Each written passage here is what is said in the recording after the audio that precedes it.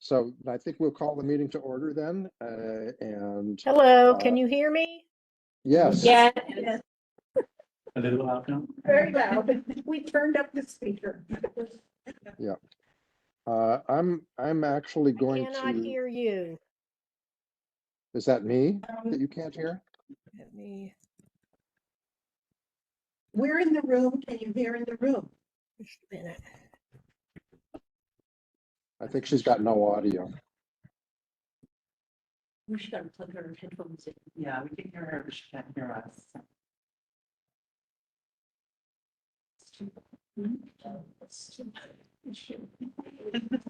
Both and the residual air. In only in church. Okay, while we're waiting on Commissioner Marks, we have quorum, so I'm going to just go ahead with the initial sort of opening of the meeting routine here.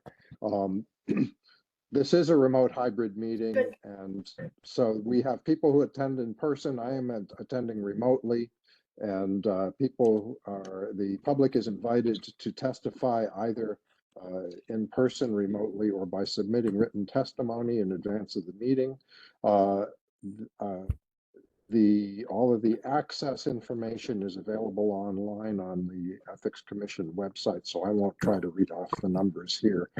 I will say that if we lose quorum because of an interruption in the connection from remote commissioners that reduces to less than a quorum of 4 commissioners participating, after a reasonable time trying to reestablish contact, roughly 10 minutes, we would have to adjourn the meeting without conducting any further business at that point and resume at a later date. I will say, I will ask everybody to please mute your microphone during the meeting, except when you're speaking. That will help a lot. And anyone who wishes to speak in testimony is limited to a 3-minute presentation on each item. I'm going to also mention something that I've neglected to mention in the past, which is anyone who is attending remotely should declare whether they are alone at their location or whether anyone else is present with them. I'll start. I'm alone in a hotel room at the moment. So I'll take attendance and I'll ask each of the remote commissioners to verify whether they have anyone else present. And I'll start with Commissioner Adler. You are muted, sir. Sorry, Peter, take yourself off mute. I'm alone, but there's an 8-month-old grandson who may come in and out. Okay, if we we're not scheduled to go into executive session, but if we do, you'll have to throw him out. Okay, Commissioner Marks. I'm alone, my home office. Okay, very good. And present in the conference room, we have Vice Chair Rice. Present. And Commissioner Lynch. Present. And am I missing anybody? Have I left anybody out? Okay, we have quorum, so we're able to proceed. We have a new staff member to introduce. I will leave that to our Assistant Executive Director to do when I turn over to her. I'll also mention that Executive Director Jan Yamane is not able to be with us today. So in her place, Assistant Executive Director and Legal Counsel Lori Wong-Nowinski is going to be managing the part of the meeting that Jan would normally manage. Let's see. I think that covers everything in section A1 of the agenda. And so I'm going to ask now for a motion to approve the open session minutes of June 19th. I move that we approve the meeting minutes of June 19th, 2024. That's Vice Chair Rice. Is there a second? I'll second. I couldn't hear who seconded. That's Cynthia Lynch. Thank you. Okay. Any corrections or discussion of the open session minutes of June 19th? Okay, hearing none, I'm going to start with this vote of the meeting and proceed accordingly with every vote, meaning that I will ask if anyone intends to either object or abstain, either vote no or abstain. And if no one does, then we will take that as a unanimous yes vote. So does anyone plan to vote no or abstain on approving the open session minutes of June 19th? Okay, hearing none, the minutes are accepted unanimously. Moving on to the open session minutes of July 17th. That, as you'll recall, was a special meeting called because of a technical glitch for the June 19th meeting that could have excluded some members of the public who might have wanted to attend. Can I have a motion to approve the July 17th open session minutes? I make a motion to approve the minutes of July Vice 17th. Chair moves. Is there a second? Second. Peter Adler seconds. Any discussion or any corrections to those minutes? Hearing none, does anybody intend to vote no or abstain on approving them? Hearing and seeing none, the open session minutes of July 17th are hereby approved. Okay, we have next the proposed meeting schedule for calendar year 2025. And it basically follows the model that we've been following for some time now, which is bi-monthly meetings on the third Wednesday of the even numbered months, with a reserved date on the odd numbered months, the same third Wednesday only if needed. And I see from the proposed calendar that there is no meeting proposed either, nor a reserved session proposed for January. And my understanding is that's because staff is overwhelmed at that point with dealing with all of the filings that are required at that time, all of the financial statement filings and lobbyist filings and so on. So I think that it's called for discussion, not for emotion. So I'm just going to ask if any commissioners have any comment on the proposed schedule for next year. And again, I think at any point, if you find yourself unable to attend between now and whenever any given meeting is scheduled, just let staff know and we'll proceed accordingly. If we run into issues of quorum, we'll deal with that at the time. All right, the next item is update on proposed staff training. That's a kind of a generalized topic, but I think we're specifically actually looking at the question that had been raised previously about offering staff training on conflict resolution. And we had previously asked that Vice Chair Rice and Commissioner Adler see whether they might be able to identify somebody who could, on a pro bono basis, provide some training on that topic. But Vice Chair Rice, you recently did some further research with the city and discovered that the HR folks actually might be able to assist us in that area. Do you want to say a little more about that? I spoke with the head of HR and she explained to me that the city has training courses and people to deploy anytime any staff requires or requests it. And I sent the instructions on the specifics to you and Commissioner Adler. And so at any time that can be requested, whether it's communication skills, dispute resolution, a host of courses that are offered pro bono by the city, from the city to the city. So I couldn't imagine that there wasn't, but I couldn't get a conclusive answer about what is there. So I sent the information on to the woman who is the head of HR for how the staff, there's a form that's completed.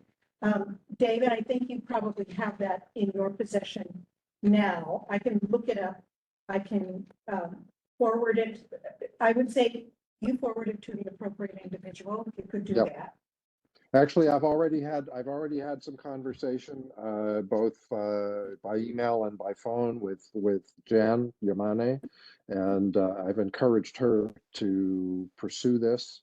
And I think once she's back in the office, that she will go ahead and take that up, and we'll keep an eye on that. I'm looking forward to hearing more about what's available, and we'll talk more about that in coming weeks, I expect.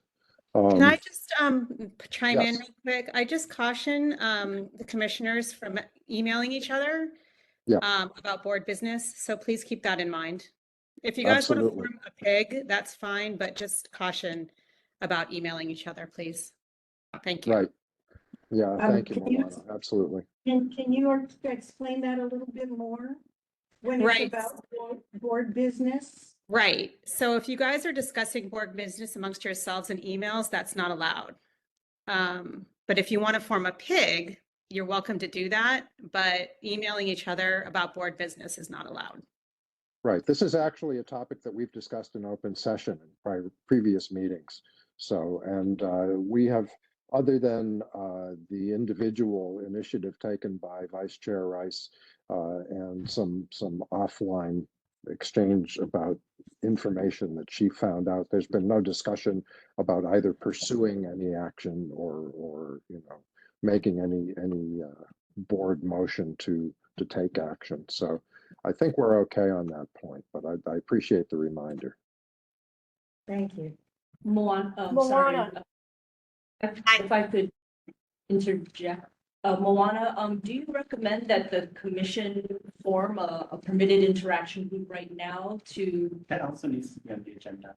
Um, Formation of a PIG is an agenda item. or perhaps maybe recommend that we,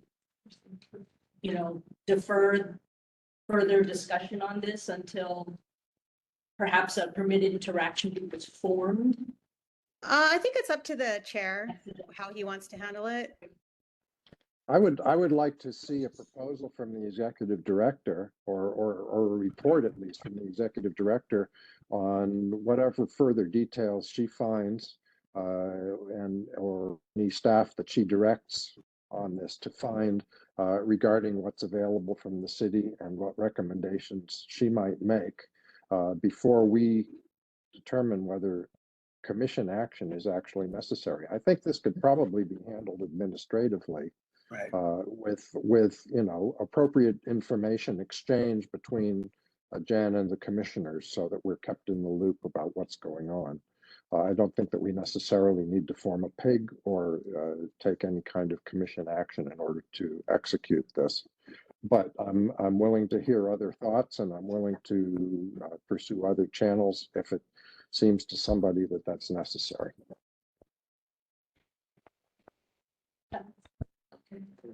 Sorry, I have a quick question. My apologies. I think training's great. I wasn't, I was on leave at the beginning of the year, so I missed some of the meetings and I tried to look back to kind of better understand the genesis of this particular training. Are we able to discuss that now, or is that something we should wait for Jan? And do you have a specific question that you wanted to ask, Terry? Because if you do, we'd be happy to hear it. But Yeah, sure. I don't think we want to take a lot of time to get into a broader general discussion at this point until we have more information. But go ahead and ask your question.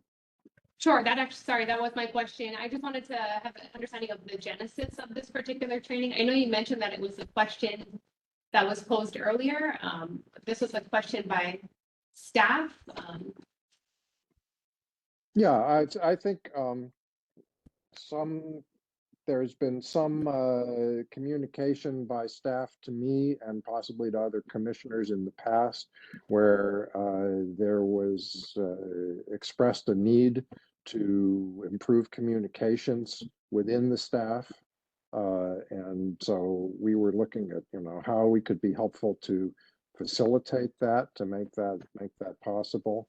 And so, for a while, I can't remember if this was probably while you were out, There was discussion about one or two of the commissioners actually volunteering to explore through their own private channels whether somebody might be willing to assist us with that from outside. But then Vice Chair Rice very appropriately considered that the city might very well have the resources to do it without our going outside. So that's where we are now, is essentially checking on what the city has available, what the city could provide within its own resources to us for that purpose. If I may add, I think that generally there are several of us on the commission as commissioners who do this work. And so the first question in our minds with any organization is, what is the training model that goes on throughout consistently for the staff to benefit the staff and make sure that we elevate everyone's skill sets in the office? So it kind of led from there. It's, well, we don't have one. Well, why don't we have one? Well, do we think we need one? Well, so those were discussions that we had. And I firmly believe, and I know I will have other agreement with this, that is important for any organization. It's required. This is, yeah. I have to do it every year.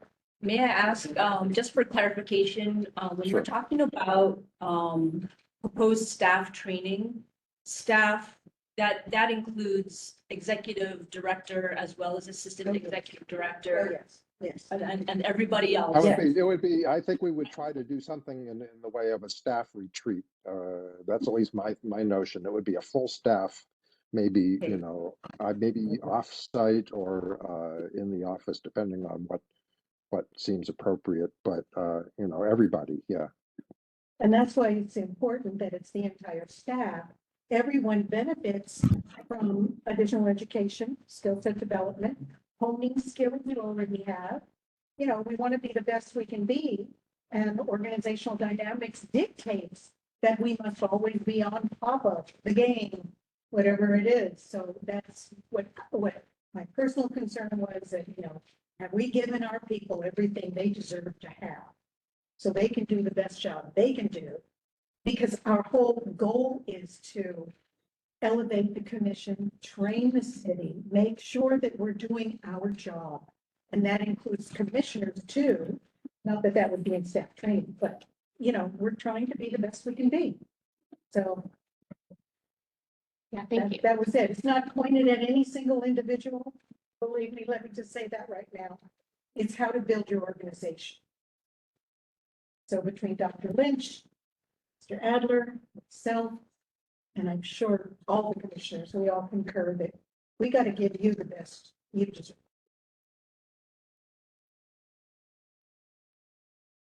Thank Okay, you. anybody have anything further on this before we move on? Okay, thanks very much. I'm going to ask Lori now to take on the Executive Director and Legal Counsel's report. Okay, thank you, Chair. So turning to agenda item 2B, that's on page 6 of our PowerPoint.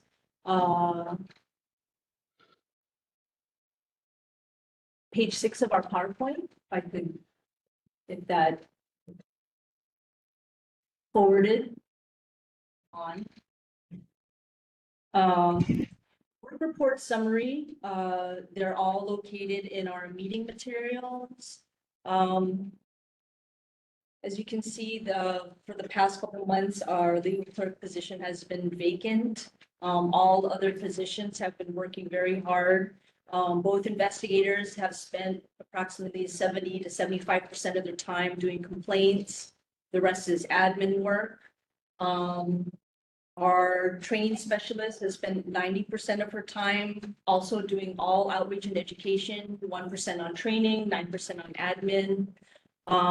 As you can see, our one associate legal counsel position has been vacant since June 3rd.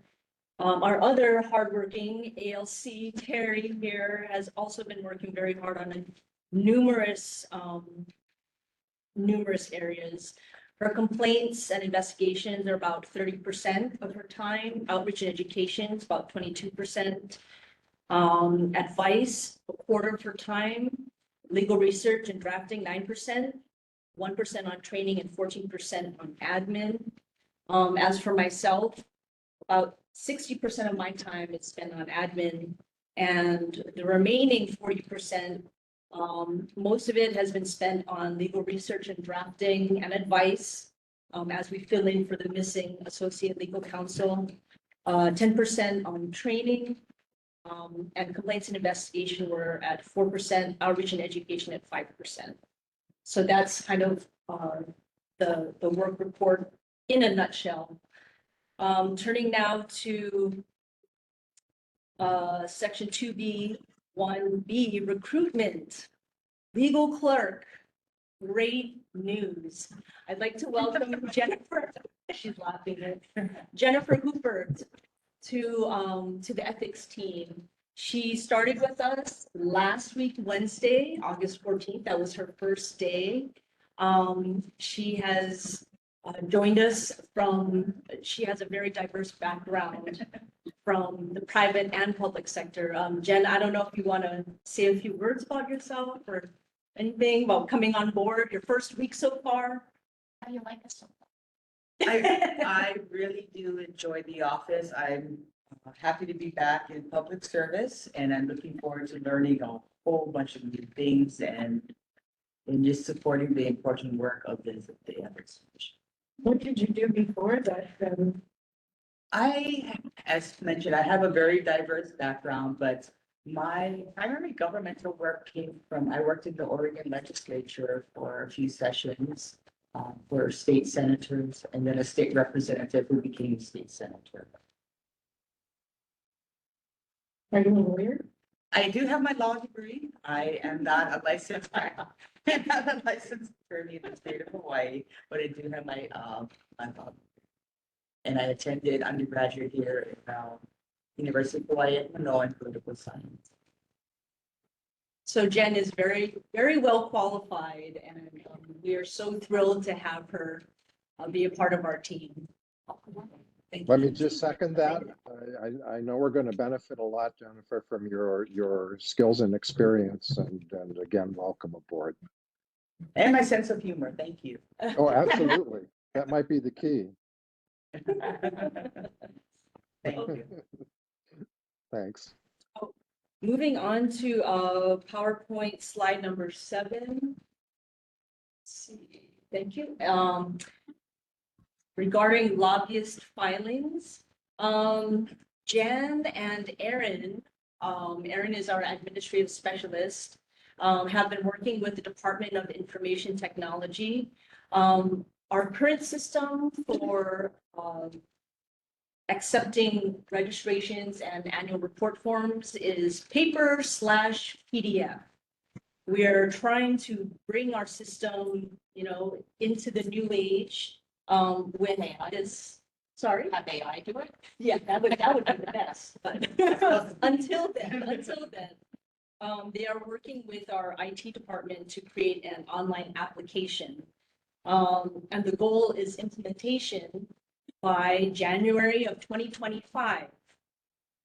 We'll keep our fingers crossed. Yeah. I'd like to turn it over to Erin if she has anything she wants to add to this topic.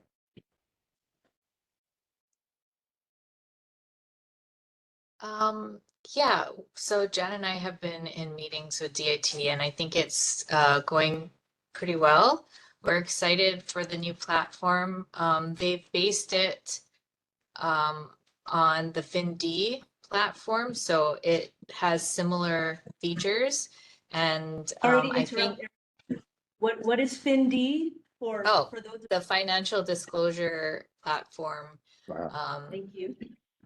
And so I think I'm hopeful that this new system will help alleviate a lot of the issues that we've had in reviewing and posting lobbyist filings, because it will, it won't let the filer proceed if they haven't filled in all the information. So, a lot of times we get forms where fields are blank, or incorrect information is filled in, or more than one option is selected when it should only be one or the other. And so I think the platform, just by how it processes the information, I think it will help alleviate a lot of the follow-up that we've been having to do regarding paper and PDF filings. It also has a built-in, or it will have a built-in reminder if lobbyists, if they register, they'll have a reminder at the end of the year for them to submit an annual report. It will also have a reminder if the lobbyist terminates mid-year. Once they fill in the termination and submit the termination, it will remind them, you also need to submit an annual report. So there will be a lot more, I think, active reminders for filers as well, that it's hands off for us and less work for us to have to do. So, yeah. Great. Hey, thank you, Erin. Does anyone have any questions?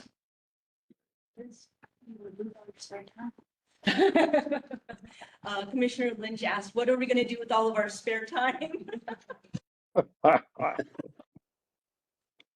Thank you, Erin. Okay, moving on to the next slide, slide 8. Statistics, requests for advice. Thank you to Allison for gathering all of this data from Ludlima, our database system. June 2024, we had 24 new requests for advice that were received, and in July is very similar. 25 new requests for advice received. Most of the requests for advice get responded to or closed out within 24 hours. Okay, next slide.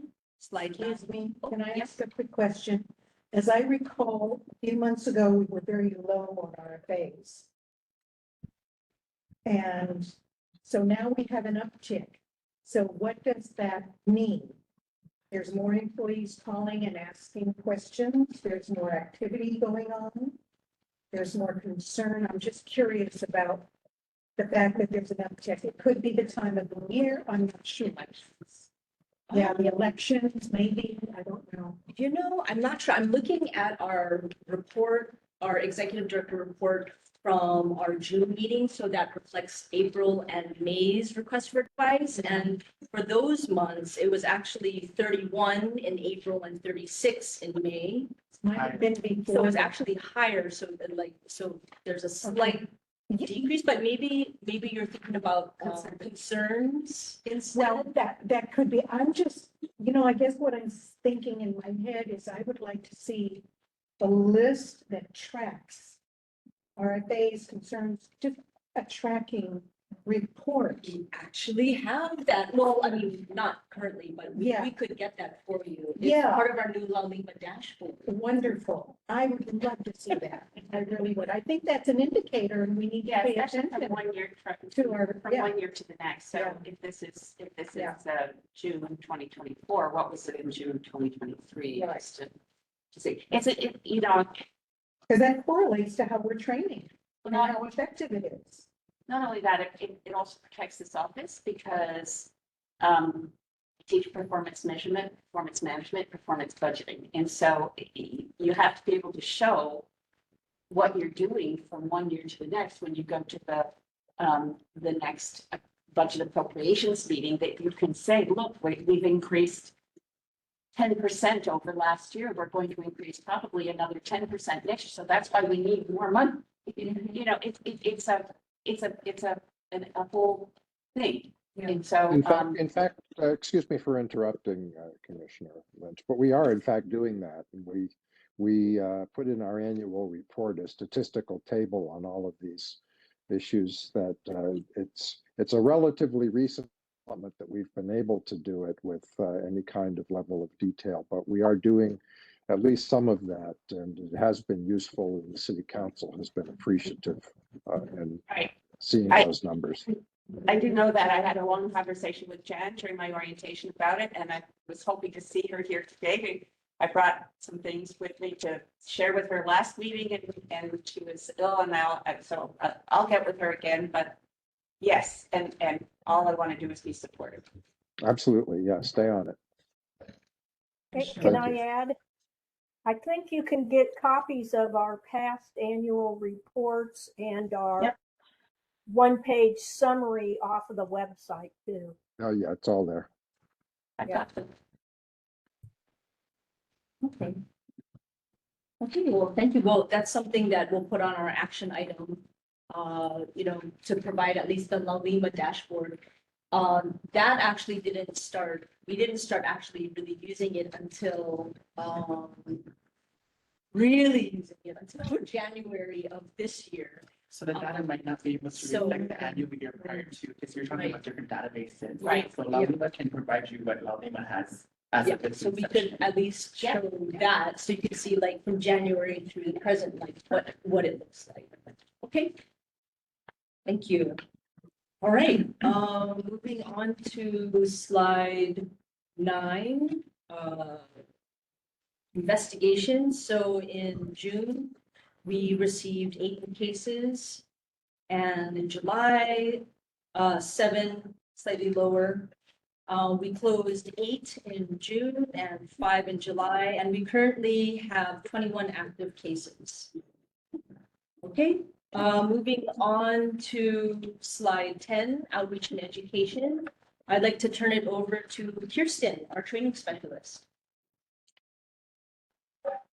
Good afternoon, everyone. So to start, we have our mandatory ethics training number. So it went up. Now it's at 7,355. So yes, we're seeing a bit of an increase, and I think that's because we're heading towards the end of the calendar year. So of course, there's going to be more training happening and whatnot. So we'll continue to see an increase until the end of this year. Moving on to the next slide. For Board and Commission as well, there is a nice increase. I believe last meeting's one was in the 30s, now it's at 72. So that's also great. And again, we'll continue to see a huge increase until the end of this year. Could I just ask, the board and commission members seem to be a little less than enthusiastic about getting this done. Do we have any leverage to encourage them a little bit more actively? I mean, how do we communicate? Do we go through the individual departments that are responsible for those boards and commissions and then ask them to encourage the members, or do we communicate directly? I think Terry or Kirsten can elaborate on that, on our efforts. Yeah, so we did speak with the Department of Human Resource and Equal Opportunity Office to kind of increase more Board and Commission training, and there has been some issues with Board and Commission members accessing the training, so that could be why there is less of a number. So we are working on it right now to have them access the training and try to like figure it out so that they could do the training. Great. I mean, as we, it's a biennium, so, and we're fast approaching the end of it. So it is going to take a real push in the next few months to get it done. But you wouldn't say there's reluctance, would you? No, I wouldn't say there's reluctance. We've been getting, questions and concerns from the board because they do want to do the training, they just can't access it. Okay. And it's something that we have the administrative capacity to assist with. So we're actually coordinating, as Kirsten said, with the other departments that have training with the same due date, to just do a kind of broad scale reminders and make sure we're all on the same page, that as we're assisting with these access issues, we can really resolve all of that and move forward and hopefully get the 100% completion for trainings by December 31st. Great. So it's a coordinated effort. Thank you. Yeah. Okay, moving on to the next slide. Speak up first. Oh, there you go. So we do have another specialized training happening next month. That will be September 10th and the 24th. This is for the Department of Parks and Recreations, for their managers and supervisors. It's the same kind of training as we did with District 4. And so it's the same thing, so nothing too surprising, but we are excited and we're grateful that they asked for some training, and we'll report on it in the next meeting. Was it District 4 again, or is it a No, different it's district? actually all the districts. That's why it's on 2 different days. Okay, and will the director be in attendance at either one of those that you're aware of? So September 10th, Jan Yamane will be attending that Oh, one. no, I meant Laura Field, Parks and Rec Director. I'm not sure, but I could find out for you. Let me know, please. If she'll be there, I would be very happy to come and attend that again. I will say to the commissioners, it was a delight to witness the training, for one thing, and to participate. It was fun. It was illuminating. It was just really good for me to understand.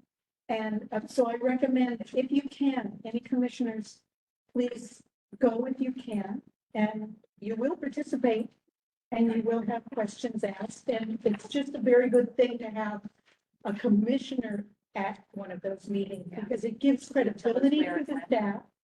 And I think it just makes us more human to the participants. So we're not just some, unknown quantity of what does a commissioner look like. We're there as everyday people. They especially wanted to know how much we got paid. So that was clarified and they were surprised. So thanks. So this training will be September 10th and 24th. I believe September 10th one starts at 11 a.m. and both of them will be at Kapolei Hale. So it is a bit of a drive if you would. Oh, yeah. But I think maybe we can infer that the response in District 4 was so positive that was what motivated the department to ask for broader training, which is great. Love that. And we did attend the Building Board of Appeals training June 21st. Carrie, would you like to discuss more about that training? Sure. So the Building Board of Appeals was a special request to have legal trainings for that board on conflicts of interest. So we developed it and tailored it specifically to some issues that they've been facing to be able to educate them and equip them to address conflicts of interest as they come up on the fly, as it happens to be based on the nature of their work.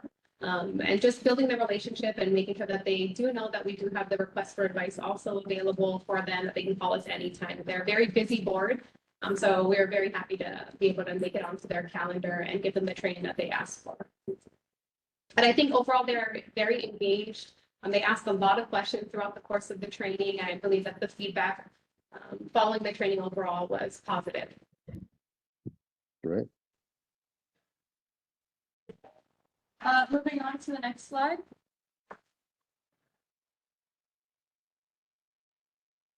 So we do have a pop-up event at the Fosse Municipal Building. Sorry, that's a tongue twister. August 28th, so that'll be next week, Wednesday, from 11 a.m. to 2 p.m. There is a flyer in your meeting materials about the information. So we are expecting this one to have a lot of foot traffic. So we do have quite a bit of staff on board for this for this table. So we'll report back the next meeting on how it goes. And then we do have our last pop-up event for the year, October 9th at Kapolei Hale. So we're almost there. Great. Moving on to the next slide. So in March, we released a campaign activities newsletter. And because this is a campaign year, we decided to re-release it again in July and we did receive feedback from the March one. So we did apply that to the July one. So it looks a bit different. It's easier to read and follow. And it is in your meeting materials. Have you gotten feedback on the campus from employees? we haven't, or we did receive feedback, I'm sorry, what's it, Councilmember Cordero? Yeah, Councilmember Cordero did say that she enjoyed the graphics and the overall look of it, because it's very easy to follow. So we did receive some feedback. Hopefully, maybe a survey could go out at the end of the year to get opinions and see if there's any improvements for next year. Yeah, to make sure people are reading it. Yeah. Okay, thank you, Kirsten. Does anyone have any questions or follow-up for Kirsten or outreach and education? On outreach, are we gonna talk about Board of Water Supply, or is that coming up? I don't think that was. Is that considered outreach? Not specifically, that's more like internal staff. Oh, okay. Yeah, so it's not on the agenda. Okay, cool. Yeah. Okay, so moving on, thank you, Kirsten. So moving on to our next slide, slide 15 to B5, yes, on legislation. So,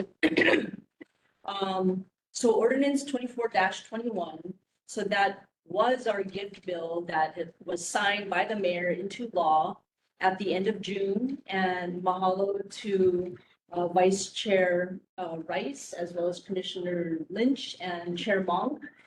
They appeared in person for the signing, and our staff as well. So, so that occurred, and we're now in the process of basically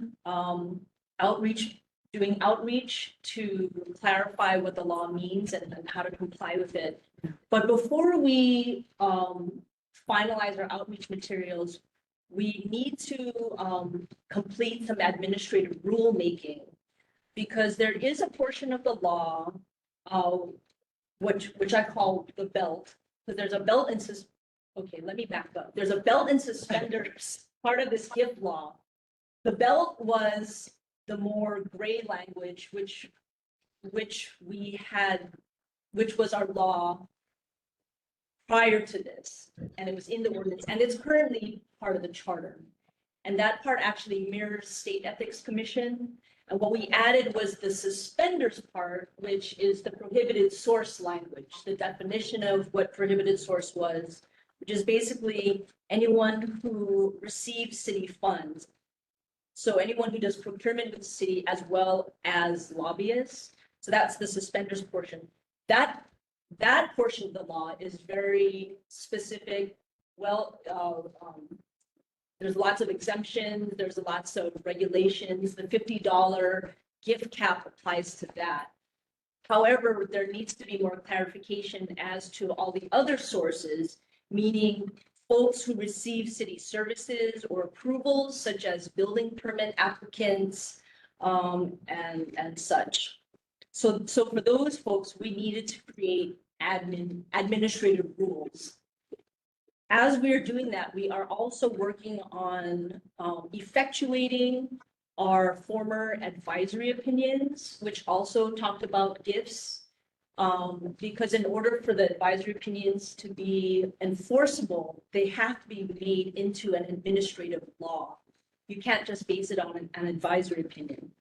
So we're currently working, we have a current draft of that right now. We are in discussions with State Ethics Commission to find out what issues, if any, they have with their admin rules, so we can try to avoid those pitfalls as we draft ours. Once that is complete, we will finalize our decision tree as well as our brochures on outreach and education materials. So that's basically what's going on with that in that nutshell. ASAP. It'd be great if we could get it done before the end of this calendar year, but we'll see how that goes. So hopefully. Does anyone have any questions? Do you have any requirement to have a 60-day opinion with the open? That is correct. Okay. Yeah. So our administrative laws are governed by the HAPA, or the Hawaii Administrative Procedures Act. So that's HRS chapter 91, Moana, or Terry, even if I'm wrong. I believe it's chapter 91, and that requires a 30-day, I believe it's a 30-day hearing period. for the public to comment on the laws. What is the, Why? Oh, HRS Chapter 9. no, we said that the. Oh, HAPA, FOIA Administrative Procedures Act.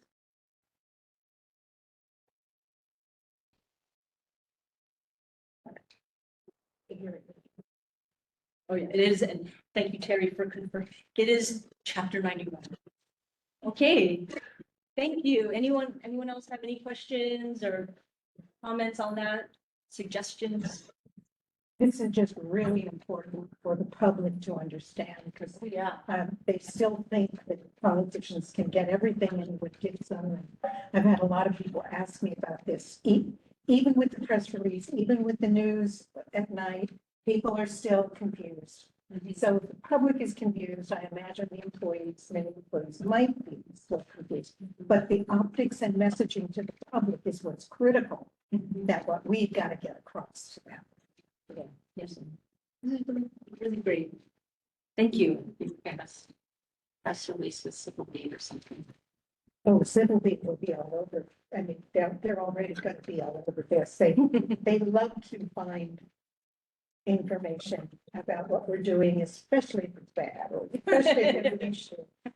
That's what they look for. I mean, they're looking for, they're looking for negatives. So we're not going to get supportive necessarily, although I love civil beat and I know them well.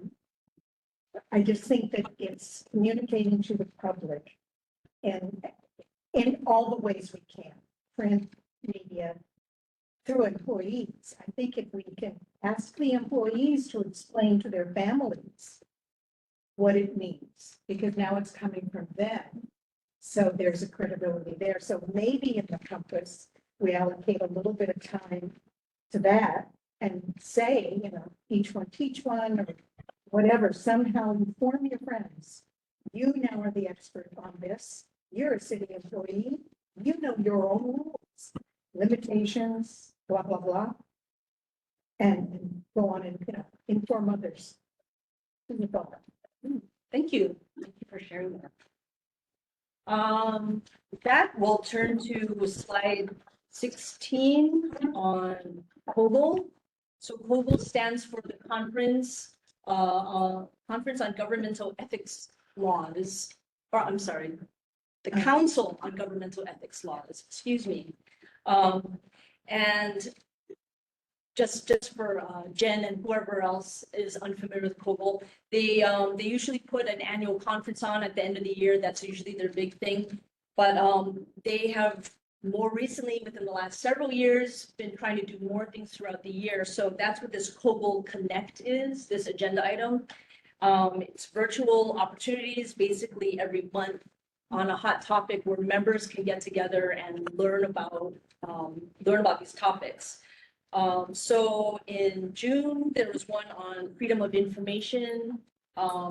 So that's the federal equivalent to our UIPA, or Uniform Information Practices Act. In July, there's one about hot ethics topics this summer.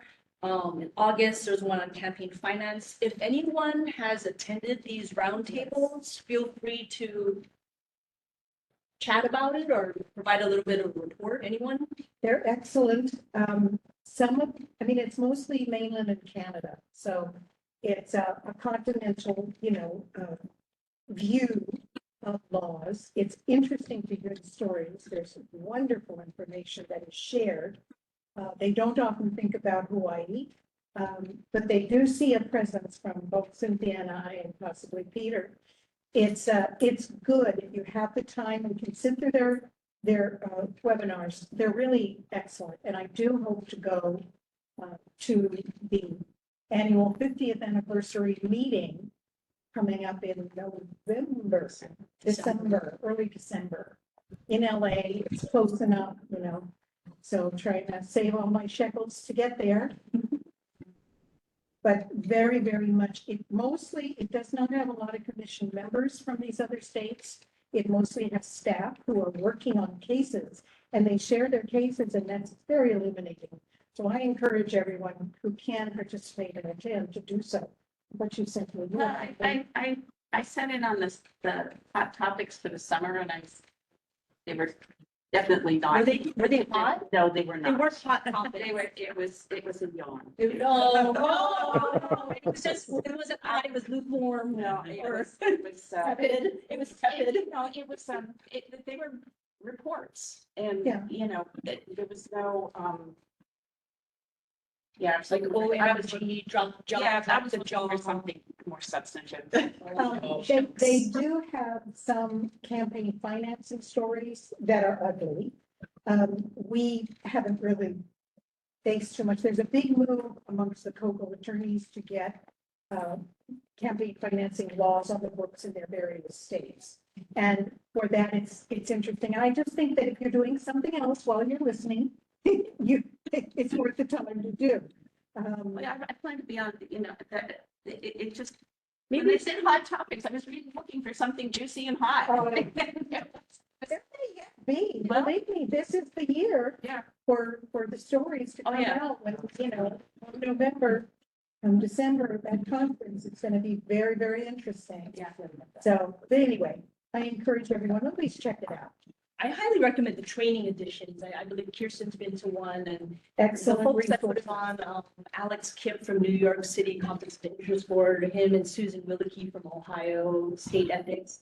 They're a hoot. They're really fabulous and charismatic and everything. They're very knowledgeable. So check that one out. Check that Yeah, one. that was also the case at the one annual conference I attended a couple of years back, where the training sessions were some of the best. Sessions about training, not training the participants, but sessions to talk about training strategies and resources. They were really well done. And there's excellent resources. I reviewed the GIPS laws of New York and big states and then smaller populations similar to ours when we were going through writing that up and sent them on to Dan and different commissioners. And it's good to have a perspective that is bigger than just Hawaii. Absolutely. It's true. Okay, thank you. Next slide, 17. There's a couple more coming up. Training edition in August. California's bad apples. Maybe these will be, I don't know if they're really rotten or just slightly rotten. There's The juicy September. stuff. Two cities in Oakland and Orange County that people going to jail who were, you know, the mayors. So interesting. Yeah, and then another training edition in October. So there's two training editions coming up. So that'll be interesting to see what they say. Slide 18, there's another group that we belong to, in addition to COGOL. This one's called SCCE, or the Society of Corporate Compliance and Ethics. It's like the private version of COGOL. And they have like tons and tons of money. So if you go to that conference, then you can really see what's the new cutting edge training and all kinds of cool things that we can't afford. But anyway, but it's good to know what's out there, you know. No one from our office or the commission is attending that conference this year, but hopefully next year. Instead, we're sending 3 of our staff members to COGOL for their 50th anniversary. Next slide, slide 19. It's going to be December 8th through 11th in LA. We're sending Jill, Aaron, and Cass. And then I believe, and maybe Leland or Aaron, correct me if I'm wrong, there is one COGOL registration, I believe, that's available for possibly a commissioner that may come out of this year's budget. Aaron, can you elaborate on that? If possible. If not, we can defer and wait till Jan comes back. It actually came out of last year's FY24 budget for the commissioner registration. So we do have the registration for one commissioner to attend, but it's just the registration fee. So that Oh, helps. not the airfare either. That's the big one.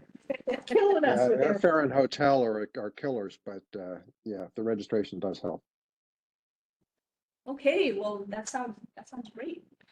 Moving right along So to, I think they wanted, so we want some guidance, Erin, from commission, if this is possible, yeah? So It's an offer, but I think we want to know. Yes, if someone will commit to attending, using their own, because since we can't cover travel or hotel or any accommodations or anything like that, it's strictly just the registration fee that we have covered. If we can get a commitment that someone will attend, then we can put that information into the registration, because currently it's to be determined on the registration that we have. And let me just add that I should have looked back into my email archive a little bit, because I had a little bit of a discussion with Jan about this via email. If there is more than one commissioner who would like to attend and we only have the ability to fund registration for one, how we would determine who gets the funding.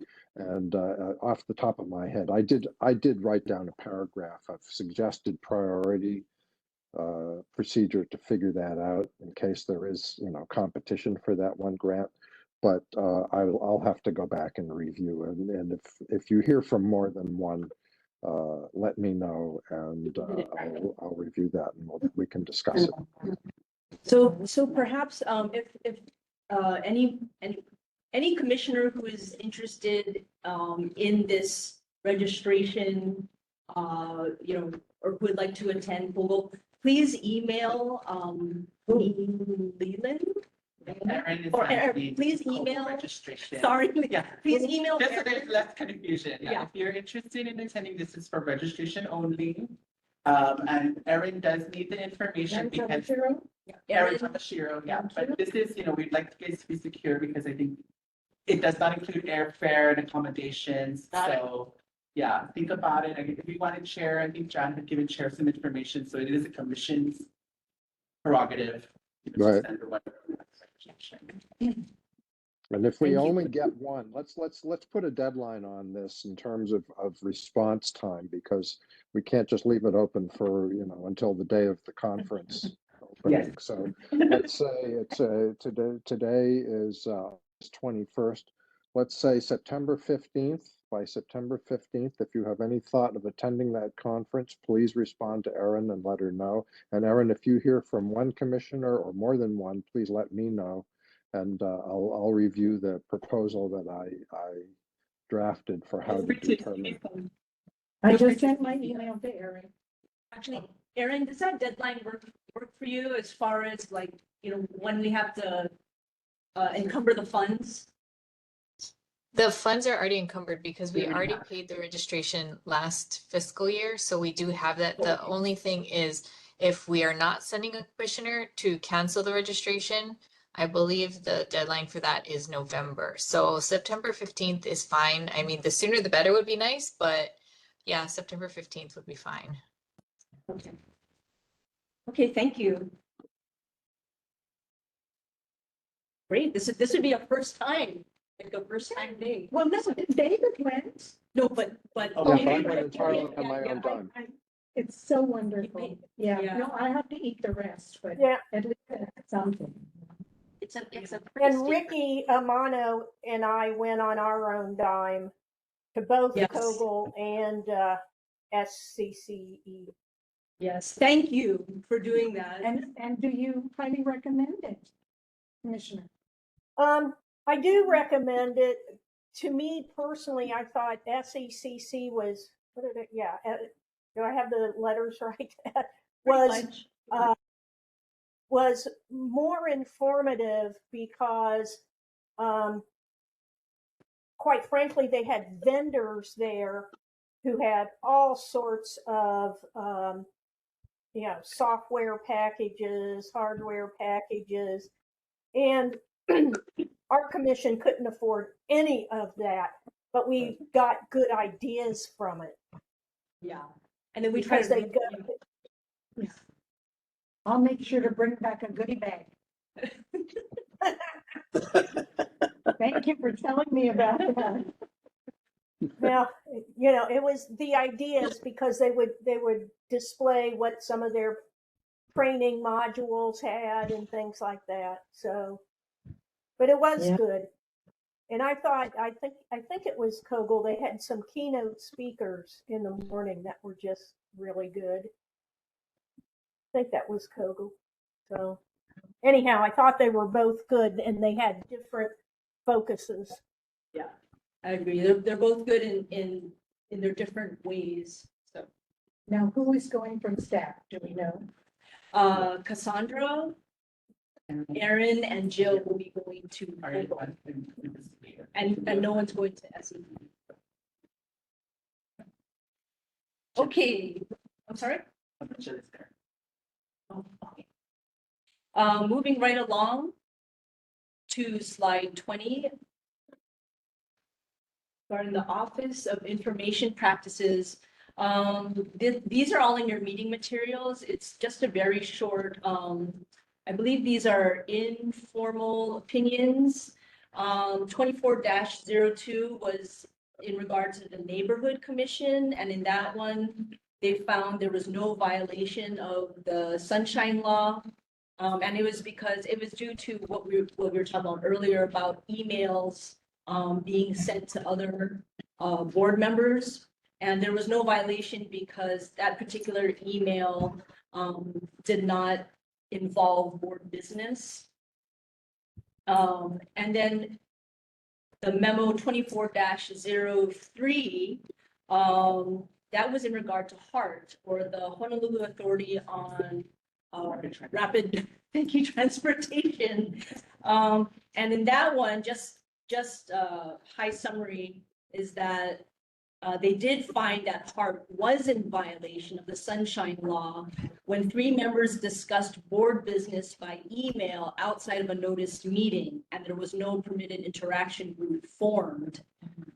So, just wanted to bring those to the commission's attention, and especially because, these dealt with other city commissions as well.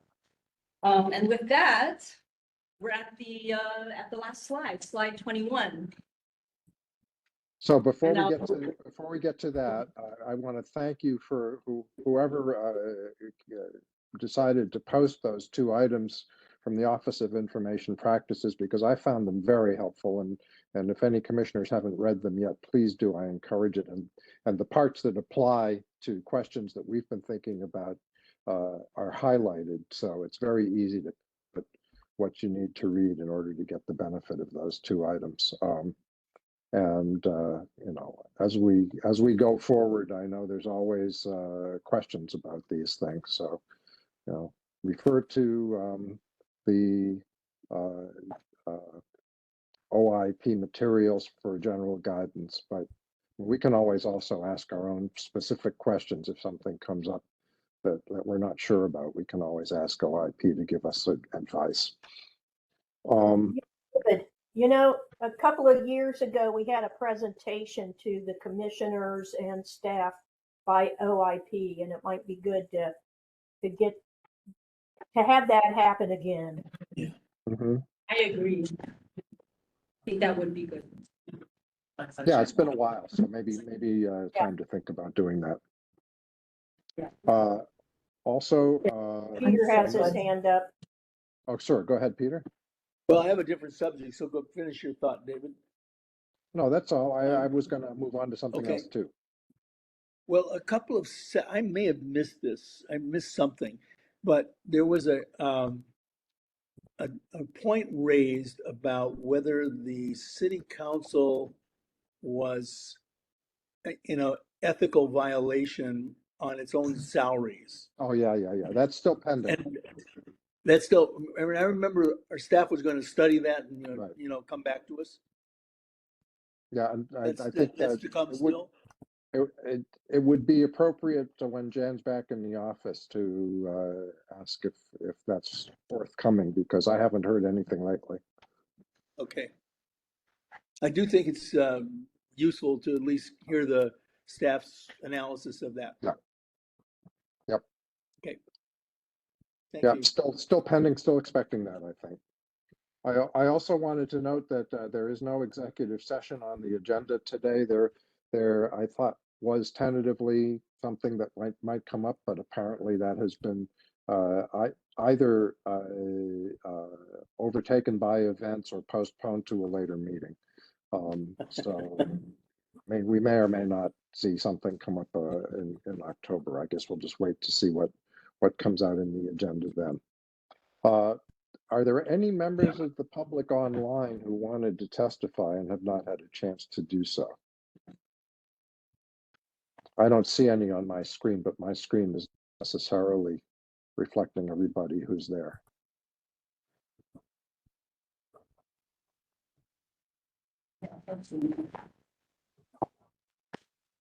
Okay, I'm not hearing any response, so I will take that to mean that there's nobody seeking to testify who hasn't had a chance to.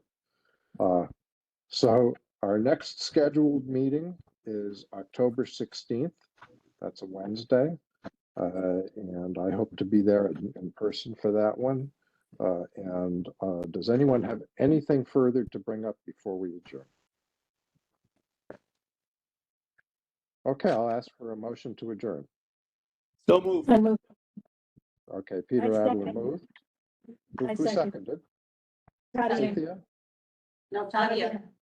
Oh, Tadia second. Okay, Commissioner Vice Chair Rice seconds. Any objection to adjournment? No. Okay, thank you all very much. This actually went pretty smoothly from my end, so I appreciate all the hard work and we'll see you all soon. Take care. Thank Meeting is Bye. adjourned. Thank you.